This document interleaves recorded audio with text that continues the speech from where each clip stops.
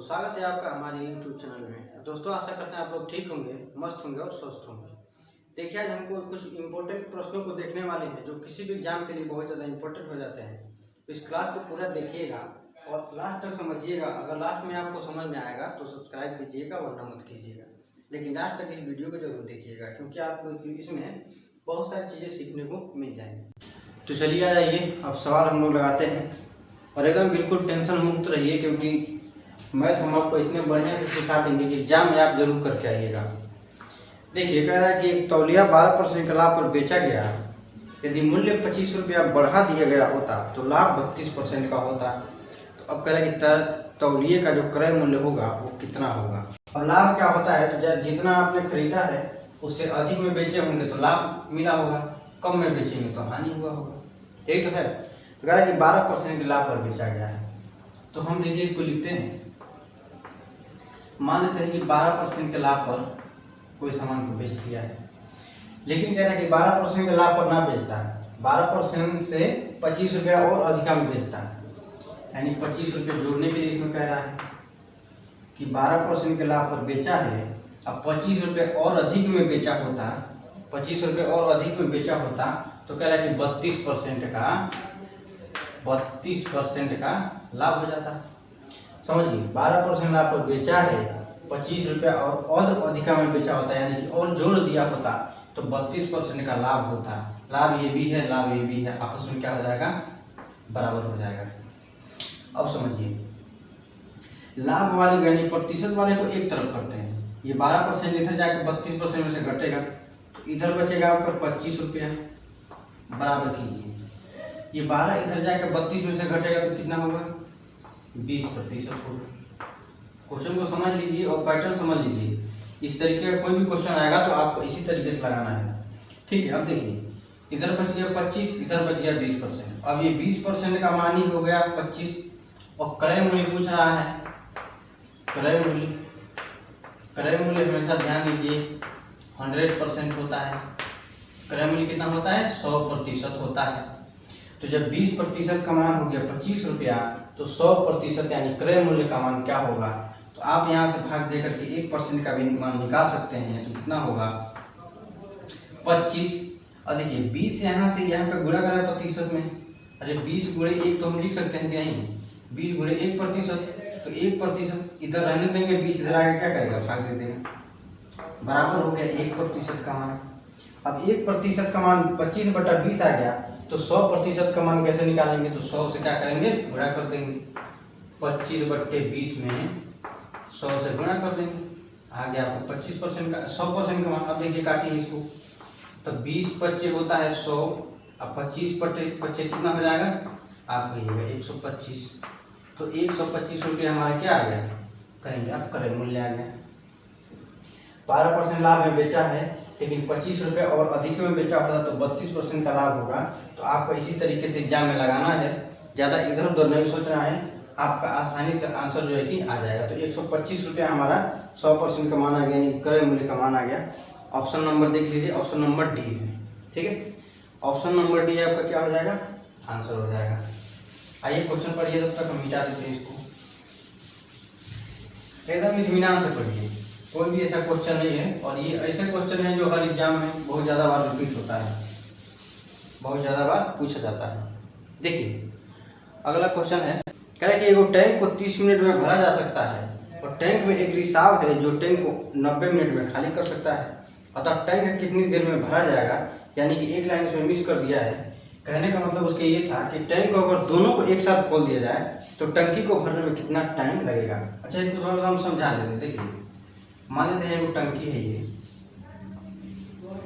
ये कोई टंकी है जिसको कह रहा है कि 25 मिनट में अगर भरेंगे तो भर देगा, 25 मिनट में भर देगा। नहीं 30 मिनट है, 25 मिनट नहीं है, 30 मिनट है, कोई बात नहीं, मिस्टेक हो जाता है। देखिए 30 मिनट में कह रहा है कि किसी टंकी को आप भर दीजिएगा पूरा, लेकिन यहाँ से एक रिसाव है, यानी पतला सा कोई छेद होगा जो अगर पूरा भर के आप छोड़ दीजिएगा तो 90 मिनट में पूरा खाली भी कर देगा, 90 मिनट में खाली कर देगा।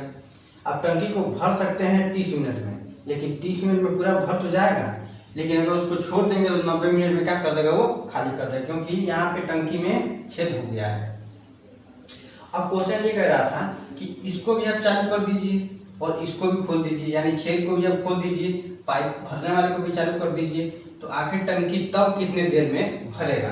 तो जाहिर सी बात है 30 मिनट से थोड़ा ज़्यादा लगेगा, क्योंकि पानी बहेगा, आप भरेंगे इधर से बहेगा तो ज़्यादा टाइम लगेगा भरने में। तो इस तरीके का क्वेश्चन जब भी दे तो आप किसी एक को x मानिए, किसी एक को y मानिए। अब ये क्वेश्चन बन जाएगा कि x किसी पाइप को 30 मिनट में भरता है, y उसी टंकी को 90 मिनट में खाली कर देता है। तो जब दोनों एक साथ खोल दी जाए तो टंकी भरने में कितना टाइम लगेगा। तो जो टंकी भरने का जो समय है उसका एक फॉर्मूला लिखिएगा कि XY बटे में x माइनस वाई, XY बटे में x माइनस वाई। एगो भरने वाला है, एगो खाली करने वाला है, तो नीचे घटा देंगे। अगर ये भी भरता तो क्या करते हैं, यहाँ पे जोड़ देते, तो आपका फॉर्मूला बन जाएगा XY बटे में x माइनस वाई। अब XY इसमें से किसी एक को मान सकते हैं, इसको y मान लीजिए, इसको x मान सकते हैं, इसको y मान सकते हैं, आपकी मर्जी, आप कुछ भी मान लीजिए। देखिए हम बेस मजबूत करने की कोशिश कर रहे हैं। अब देखिए x इंटू वाई, यानी कि इन दोनों का गुणा करना पड़ेगा, 30 गुणे 90 बटे में x माइनस वाई। तो किसी में से बड़े वाले में से छोटे वाले घटा देंगे। अब इसको x माने होते तब भी इसमें से इसको घटाना पड़ता है, तो 90 में से 30 जाएगा, कितना होगा 60 हो गया। अब देखिए काटिए इसको, तो 30 से कम 30, 30 गुना 60 और 90 बटे 2 का मतलब क्या हो जाएगा, तो 45 गुना 90, यानी कि 45 मिनट तब जाएगा हमारा टंकी फुल होगा, 45 मिनट में भरेगा। अकेले तो 30 मिनट में भर देता, लेकिन छेद भी तो है, ये भरेगा, थोड़ा बहुत पानी ये खत्म करेगा, तब जो है कि कितना टाइम लगेगा, तो 45 मिनट हमारा टाइम लग जाएगा। कह रहे कि एगो आयताकार मैदान की लंबाई 125 मीटर और चौड़ाई 75 मीटर है तथा मैदान के बीच में लंबाई के समानांतर 3 मीटर चौड़ी पैदल पट्टी जो है बनाई गई है। तो पट्टी को अगर छोड़ दे, पैदल पट्टी जो है रास्ता, उसको छोड़ दिया जाए तो कह रहा है कि मैदान का क्षेत्रफल क्या होगा। देखिए हम समझाने की कोशिश करते हैं। ये कोई आयताकार खेत है, मैदान है, आयताकार कोई मैदान है, समझिए। कह रहा है इसका लंबाई कितना दे रखा है, तो 125 मीटर, लंबाई 125 मीटर दे दिया है, और जो चौड़ाई है वो कितना दे दिया है, 75 मीटर। लंबाई 125 मीटर, चौड़ाई जो है कि 75 मीटर दे दिया है। अब कह रहा है कि लंबाई के समानांतर, तो लंबाई तो यही है यहाँ से यहाँ तक, तो इसके समानांतर कौन होगा, इस बीच में कोई रास्ता होगा, बीच में इसके बीच में एगो रास्ता है, ठीक है, इसके बीच में एगो रास्ता है जिसकी चौड़ाई जो है कि दे रखा है 3 मीटर। लंबाई के समानांतर बीच में खेत में कोई रास्ता होगा, पैदल जाने वाला रास्ता, जिसकी चौड़ाई 3 मीटर है। अच्छा, चौड़ाई 3 मीटर है, लेकिन लंबाई तो 125 मीटर न होगा, क्योंकि खेत यहाँ से यहाँ तक है, तो रास्ता भी यहाँ से लेकर के यहाँ तक होगा, तो लंबाई तो 125 मीटर ही होगा, लंबाई 125 मीटर होगा, चौड़ाई 3 मीटर दे दिया रास्ता। अब कह रहा है कि इस रास्ते को अगर छोड़ दिया जाए, तब जो मैदान का जो क्षेत्रफल होगा वो कितना होगा, तो इतना हमको निकालना है। अच्छा ध्यान दीजिए कि अगर पूरे के क्षेत्रफल में से, इस पूरे मैदान के क्षेत्रफल में से इस रास्ते का क्षेत्रफल निकाल देंगे तो ये बच जाएगा हमारा, ठीक है। अगर इसका पूरे का क्षेत्रफल ले लें और सिर्फ खेत का ये जो रास्ता है इसका क्षेत्रफल घटा दें, तो इसका मान हमको निकल जाएगा। तो देखिए आपको पता है कि आयत का जो होता है क्षेत्रफल क्या होता है, तो लंबाई गुणे चौड़ाई। आयत का क्षेत्रफल क्या होता है, लंबाई गुणे चौड़ाई। तो पहले सबका क्षेत्रफल ले लीजिए, तो लंबाई कितना है 125 मीटर, चौड़ाई कितना है 75 मीटर। तो 125 गुणे 75 इस पूरे का क्षेत्रफल। अब इसमें से हमको घटा देना है किसका क्षेत्रफल, इस रोड का क्षेत्रफल। तो लंबाई कितना है इसका 125 मीटर, लंबाई घटेगा नहीं, चौड़ाई 3 मीटर दे रखा है, तो 3 से गुणा कीजिए। अब देखिए, अब गुणा करने का सबसे आसान तरीका क्या है कि 125 देखिए दोनों में है, तो 125 को आप कॉमन ले लीजिए, तो यहाँ से बचेगा 75, यहाँ से बचेगा 75 और यहाँ से बचेगा 3, क्योंकि 125 कॉमन ले लिए हैं। अब देखिए 125 गुणे 75 में से 3 के तो कितना मिलेगा, तो 72।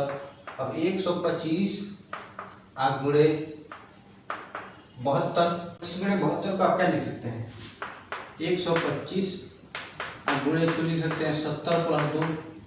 गुणा करने का सबसे आसान तरीका है कि आप इसको फैक्टर में बदल दीजिए, यानी 0 लगा लीजिए। तो 125 आप गुणे 70 + 2 लिख सकते हैं। तो 125 को गुणा 70 में करेंगे तो 125 सत्य कितना होता है, 5 सत्य आप कहेंगे 35, अब 7 दूना 14, 14 3 कितना होता है 17, और 7 1 7, 7 1 8, 875, 0 1 लगा देंगे तो 8785 हो जाएगा। और 125 गुना कितना होता है, तो 250, 125 गुना 250।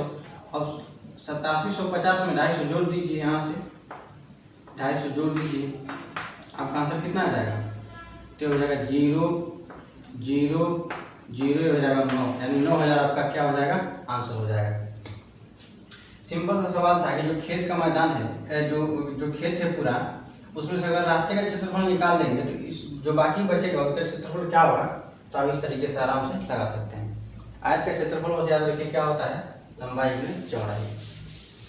आयत हो गया, आयताकार खेत हो, बात एक ही है, लंबाई जोड़े चौड़ाई उसका क्षेत्रफल हो जाता है। क्वेश्चन पढ़िए,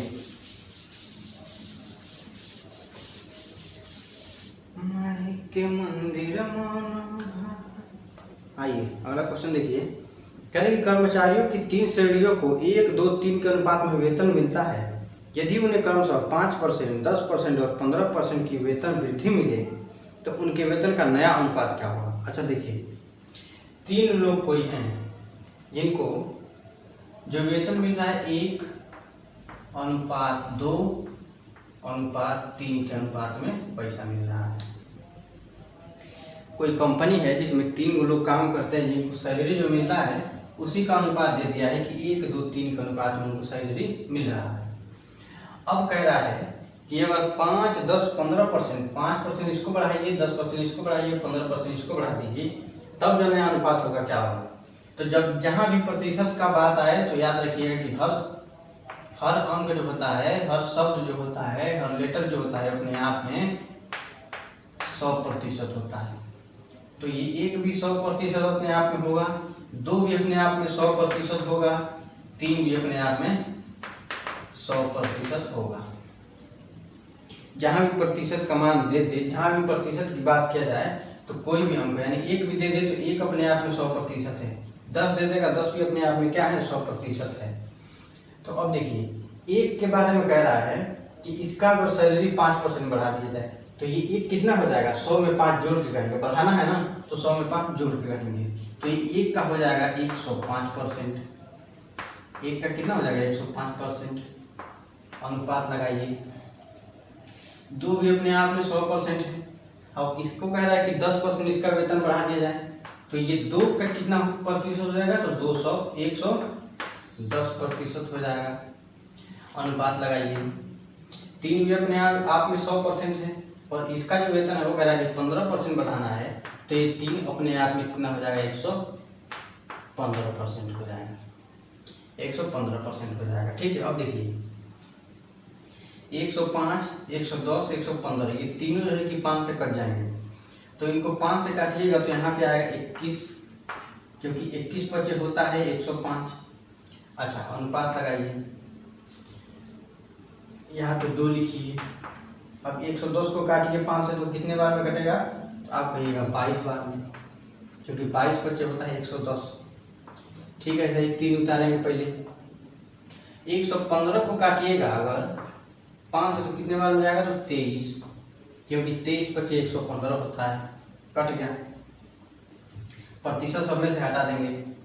अब देखिए यहाँ पे क्या बचेगा 21, अनुपात 22 गुना कितना होता है 44, 23 दिया कितना होता है तो 69 यानी 69। तो यही आपका नया वाला अनुपात हो जाएगा 21, 44, 69 आपका नया अनुपात किस में मिल रहा है 21, 44, 69। ऑप्शन नंबर ए आपका आंसर हो जाएगा। बस ये ध्यान दीजिए कि अनुपात रहे चाहे कुछ भी रहे, जहाँ भी प्रतिशत की चर्चा हो तो हर शब्द अपने आप में, हर अंक अपने आप में क्या होता है 100% होता है। तो 100% मान के बढ़ा, अगर ये यहाँ पे कहता है कि घटा दीजिए तो 100 में से घटा के लिखते हैं, लेकिन कह रहा है कि बढ़ा दीजिए तो 100 में बढ़ा करके लिखे। ठीक है, इस तरीके से आपका आंसर आ जाएगा। आगे बढ़िए।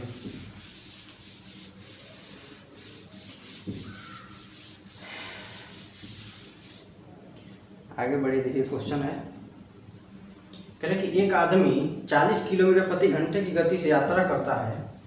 यदि उसने अपनी गति में 16 किलोमीटर प्रति घंटे की वृद्धि की होती तो वह उतने ही समय में 80 किलोमीटर अधिक तय करता। तो तय की गई वास्तविक दूरी कह रहा है कि कितना होगा। कोई आदमी है जो 40 की गति से 40 किलोमीटर प्रति घंटे की गति से कहीं गया है। अच्छा, 40 किलोमीटर प्रति घंटे का मतलब क्या होता है? तो एक घंटे में वो 40 किलोमीटर गया है। अब स्कूटी चलाती हैं, चाहे चलाते हैं, चाहे कोई मोटरसाइकिल चलाता है, तो उस पर स्पीड बताता है ना कि आप 40 पे हैं, 50 पे हैं, 60 पे हैं। तो अगर 40 पे है चाहे 50 पे है, उसका मतलब ये होता है अगर 40 पे है तो आप 40 किलोमीटर जाएंगे एक घंटे में। वही स्पीड होता है 40 किलोमीटर प्रति घंटा। ठीक है, उसमें लिखा नहीं रहता है, लेकिन अगर 40 पे आप चल रही हैं तो उसका मतलब ये होगा कि 40 किलोमीटर आप जाएंगे कितने घंटे में? तो एक घंटे में जाएंगे। और 40 की गति से ना जाके कहता है कि अगर 16 की गति बढ़ा लेता, 16 किलोमीटर प्रति घंटा की गति बढ़ा लेता तो 80 किलोमीटर वो अधिका चलता। और सोचिए कि 80 किलोमीटर वो अधिक कब चलता? जब 16 की गति बढ़ा लेता। अगर 16 किलोमीटर प्रति घंटा की गति अगर नहीं बढ़ाएगा तो 80 किलोमीटर चल भी नहीं करेगा। आई बात समझ में नहीं? तो 16 की गति से वो 80 किलोमीटर गया है। और सवाल देखिए कितना अच्छा बन गया। इधर तो दिमाग में लगाइए, एकदम सीधा दिमाग सोचिए कि अगर 16 की गति से गया है तो 80 किलोमीटर गया है, तो 40 की गति से गया होता तो कितना किलोमीटर गया होता? क्वेश्चन समझ में आ रहा है कि नहीं? अगर 16 की गति से गया है तो 80 किलोमीटर चला है, तो 40 की गति से जाएगा तो कितने जो है मीटर चलेगा, कितने किलोमीटर चलेगा? अब देखिए, अब यहाँ से हम कहें कि 1 किलोमीटर जाने में कितना जो है कि 1 की गति से जाएगा तो कितना दूरी तय करेगा? 1 किलोमीटर प्रति घंटा की गति से जाएगा तो कितना दूरी तय करेगा? आप कहिएगा 80 और 16 इधर जाके क्या कर देगा? भाग दे देगा। 16 इधर गुणा कर रहा है, 16 1 गुणे 16 तो आप लिख सकते हैं 1 गुणे 16, तो 16 को इधर भाग दे दीजिएगा तो यहाँ क्या बचेगा? 1 किलोमीटर प्रति घंटा। तो 1 की गति से जाएगा तो कितना दूरी तय करेगा? तो आप कहिएगा 80/16, 80/16। तो 1 की गति से गया है तो 80/16 किलोमीटर गया है। तो 40 किलोमीटर की गति से जाता तो कितना जाता? तो 40 से क्या करेंगे? गुणा कर देंगे। 40 से क्या करेंगे? गुणा कर देंगे। ये 1 की गति से जाने में समय है और 40 की गति से जाने में समय क्या होगा? तो 40 से गुणा करना पड़ेगा। अब काटिए, देखिए 16 बच्चे कितना होता है? 80 गुणे यहाँ पे है 40, तो 5 गुणे 40 आपका कितना हो जाएगा? तो आप कहिएगा 200 किलोमीटर। 200 किलोमीटर यानी 40 की गति से गया है तो 200 किलोमीटर वो चला होगा। ये वास्तविक उसका दूरी होगा। वास्तविक दूरी क्या है? तो 40 की गति से गया है, वही वाला वास्तविक दूरी होगा। तो 40 की गति से जो गया है वो दूरी हमारा क्या हो जाएगा? 200 किलोमीटर। अगला क्वेश्चन है कि x एक काम का 25% एक दिन में समाप्त करता है, y उसी काम का 12.5% एक दिन में पूरा करता है। यदि वो दोनों एक साथ मिलकर काम करें तो कितने दिनों में काम समाप्त होगा? ध्यान देने वाली थोड़ी सी ये बात है कि x है और एक y है। अब इसके बारे में कह रहा है कि ये किसी काम का ना, एक काम का 25% एक दिन में करता है। 25% एक दिन में करता है।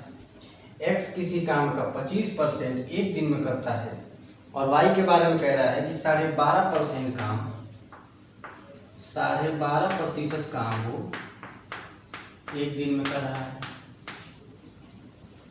अच्छा, तो हम देख लेते हैं कि पूरा काम ये लोग कितने दिनों में कर रहे हैं।